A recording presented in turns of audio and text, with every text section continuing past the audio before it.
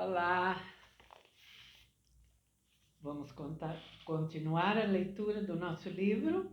Estamos lendo Machado de Assis, Memórias Póstumas de Brás Cubas.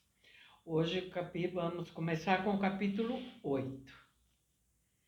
Razão contra sandice. Já o leitor compreendeu que era a razão que voltava à casa e convidava a sandice a sair, clamando, e com melhor jus, as palavras de Tartufo.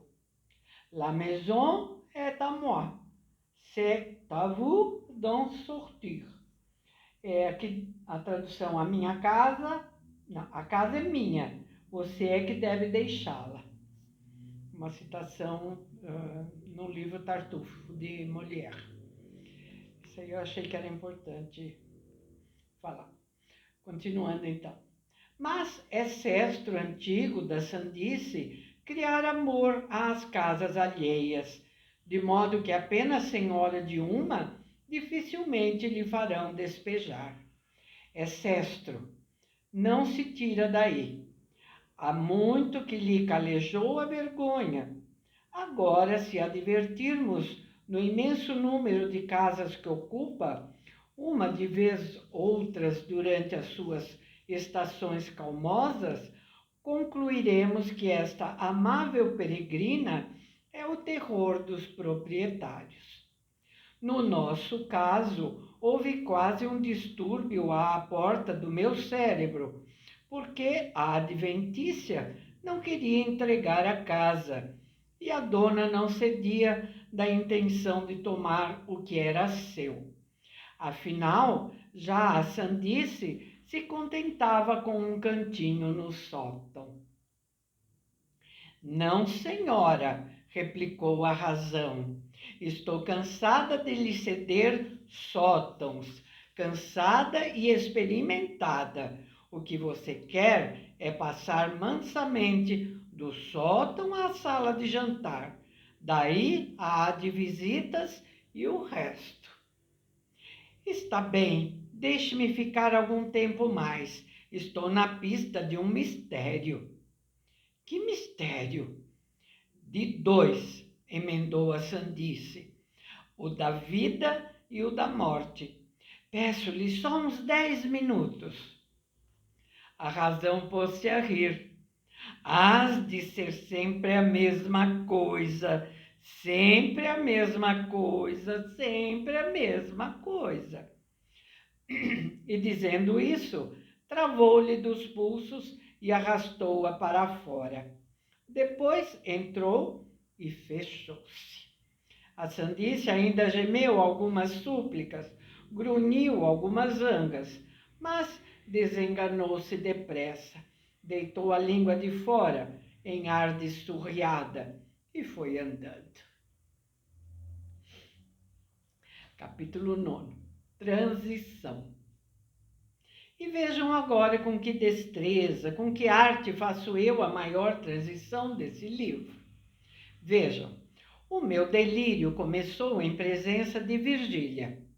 Virgília foi o meu grão pecado da juventude. Não há juventude sem meninice. Meninice supõe nascimento. E eis aqui como chegamos nós, sem esforço, ao dia 20 de outubro de 1805, em que nasci. Viram? Nenhuma juntura aparente, nada que divirta a atenção pausada do leitor. Nada. De modo que o livro fica assim com todas as vantagens do método, sem a rigidez do método. Na verdade, era tempo. Que isso de método, sendo como é, uma coisa indispensável, todavia é melhor tê-lo sem gravata nem suspensórios, mas um pouco à fresca e à solta, como quem não se lhe dá da vizinhança fronteira, nem do inspetor de quarteirão. É como a eloquência, que há uma genuína e vibrante, de uma arte natural e feiticeira, e outra tesa, engomada e xoxa. Vamos ao dia 20 de outubro.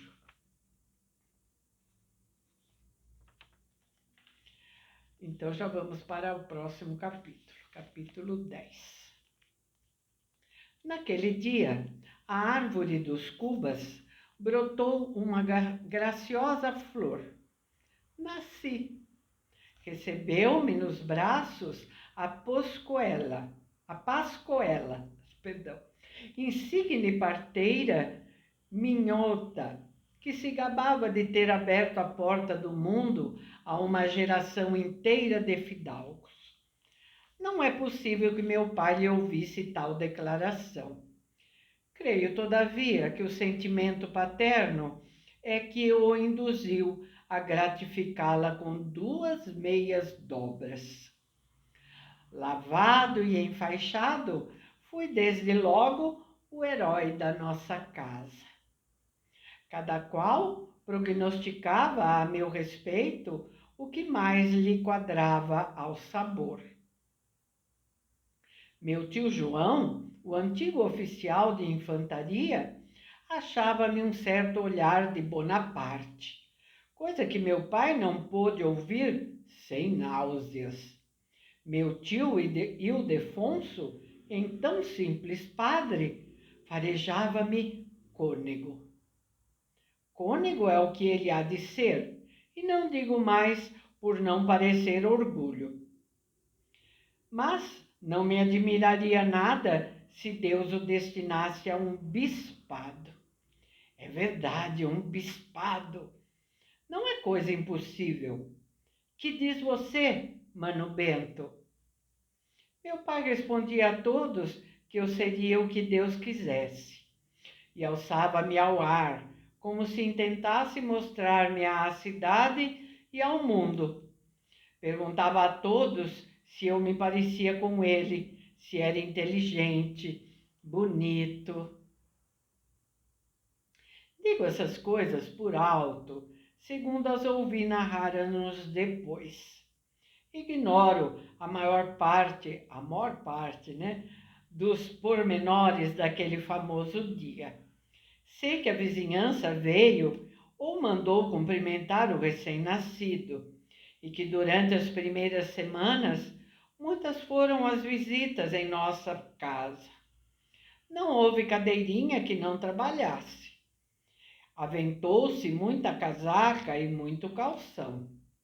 Se não conto os mimos, os beijos, as admirações, as bênçãos, é porque se os contasse, não acabaria mais o capítulo, e é preciso acabá-lo. Item, não posso dizer nada do meu batizado, porque nada me referiram a tal respeito, a não ser que foi uma das mais galhardas festas do ano seguinte, 1806. Batizei-me na igreja de São Domingos, uma terça-feira de março, dia claro, luminoso e puro, sendo padrinhos o coronel Rodrigues de Matos e sua senhora. Um e outro descendiam de velhas famílias do norte e honravam deveras o sangue que lhes corria nas veias, outrora derramado na guerra contra a Holanda. Cuido que os nomes de ambos foram das primeiras coisas que aprendi. E certamente os dizia com muita graça, ou revelava algum talento precoce, porque não havia pessoa estranha diante de quem me não obrigassem a recitá-los. Nhonhô, diga a esses senhores como é que se chama seu padrinho. Meu padrinho é o excelentíssimo senhor coronel Paulo Vaz Lobo César de Andrade e Souza Rodrigues de Matos. Minha madrinha é a excelentíssima senhora Dona Maria Luísa de Macedo Rezende e Souza Rodrigues de Matos. É muito esperto o seu menino, exclamavam os ouvintes. Muito esperto, concordava meu pai, e os olhos babavam-se-lhe de orgulho. E ele espalmava a mão sobre a minha cabeça, fitava-me longo tempo, namorado, cheio de si. Item, comecei a andar, não sei bem quando, mas antes do tempo. Talvez, por apressar a natureza, obrigavam-me cedo a agarrar as cadeiras, pegavam-me da fralda, davam-me carrinhos de pau. Só, nhonhô, só, dizia minha mucama. E eu, atraído pelo chocalho de lata que minha mãe agitava diante de mim, lá ia para a frente, cai aqui, cai acolá, e andava, provavelmente mal, mas andava, e fiquei andando. O capítulo 11, que vem a seguir, é um pouco longo, talvez eu tenha que interrompê-lo no meio. Vamos ver. Chama-se O Menino é Pai do Homem. Cresci, e isto é que a família não interveio. Cresci naturalmente, como crescem as magnólias e os gatos. Talvez os gatos são menos matreiros, e com certeza as magnólias são menos inquietas do que eu era na minha infância. Um poeta dizia que o menino é pai do homem. Se isso é verdade, vejamos alguns lineamentos do menino. Desde os 5 anos merecera eu a alcunha de menino diabo, e verdadeiramente não era outra coisa. Fui dos mais malignos do meu tempo, arguto, indiscreto, traquinas e voluntarioso. Por exemplo, um dia quebrei a cabeça de uma escrava, porque me negaram uma colher de doce de coco que estava fazendo. E não contente com o malefício, deitei um punhado de cinza ao tacho. E não satisfeito da travessura, fui dizer à minha mãe que a escrava é que estragara o doce por pirraça. E eu tinha apenas 6 anos. Prudêncio, um moleque da casa, era o meu cavalo de todos os dias. Punha as mãos no chão, recebia um cordel nos queixos, à guisa de freio. Eu trepava ali no dorso, com uma varinha na mão. Fustigava-o, dava 1000 voltas a um e outro lado. E ele obedecia, algumas vezes gemendo, mas obedecia sem dizer palavra. Ou quando muito um ai, nhonhô, ao que eu retorquia. Cala a boca, besta, esconder os chapéus da visita, deitar rabos de papel a pessoas graves, puxar pelo rabicho das cabeleiras, dar beliscões nos braços das matronas e outras muitas façanhas desse jaez eram mostras de um gênio indócil. Mas devo crer que eram também expressões de um espírito robusto, porque meu pai tinha minha grande admiração. E se às vezes me repreendia à vista de gente, fazia-o por simples formalidade. Em particular, dava-me beijos.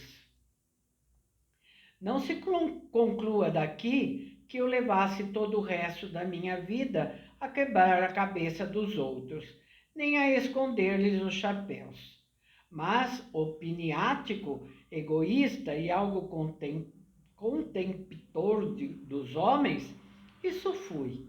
Se não passei o tempo a esconder-lhes os chapéus, alguma vez lhes puxei pelo rabicho das cabeleiras. Outro sim, afeiçoei-me à contemplação da injustiça humana. Inclinei-me a atenuá-la, a explicá-la, a classificá-la por partes, a entendê-la, não segundo um padrão rígido, mas ao sabor das circunstâncias e lugares. Minha mãe doutrinava-me a seu modo, fazia-me decorar alguns preceitos e orações. mas eu sentia que mais do que as orações me governavam os nervos e o sangue.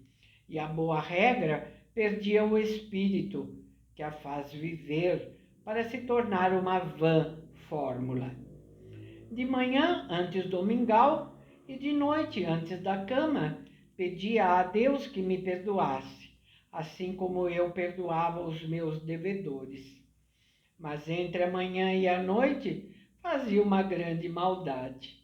E meu pai, passado o alvoroço, dava-me pancadinhas na cara e exclamava a rir: "Ah, brejeiro! Ah, brejeiro!" Sim, meu pai adorava-me. Minha mãe era uma senhora fraca, de pouco cérebro e muito coração. Assaz crédula, sinceramente piedosa. Caseira, apesar de bonita, e modesta, apesar de abastada. Temente às trovoadas e ao marido. O marido era na terra o seu Deus. Da colaboração dessas duas criaturas nasceu a minha educação, que se tinha alguma coisa boa, era no geral viciosa, incompleta e em partes negativa.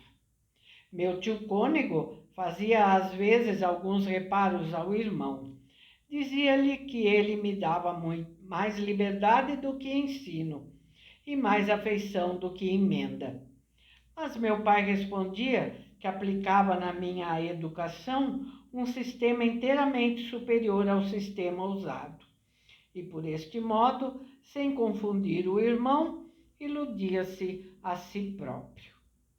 De envolta com a transmissão e a educação, houve ainda o exemplo estranho, o meio doméstico. Vimos os pais, vejamos os tios.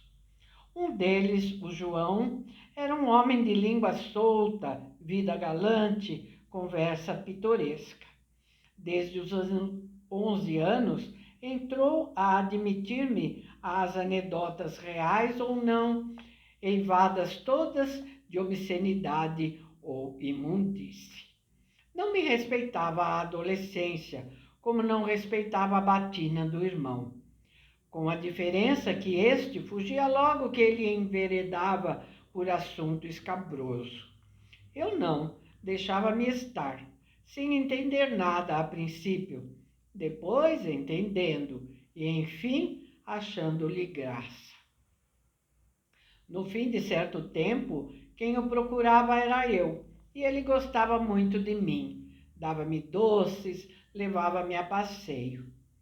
Em casa, quando lá ia passar alguns dias, não poucas vezes me aconteceu achá-lo no fundo da chácara, no lavadouro, a palestrar com as escravas que batiam roupa.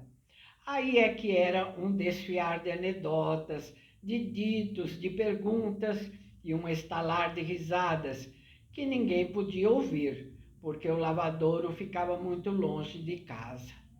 As pretas, com uma tanga no ventre, a arregaçar-lhes um palmo dos vestidos, umas dentro do tanque, outras fora, inclinadas sobre as peças de roupa, a batê-las e ensaboá-las, a torcê-las, iam ouvindo e redarguindo as pilhérias do tio João, e a comentá-las de quando em quando com esta palavra: "Cruz, diabo! Esse senhor João é o diabo!"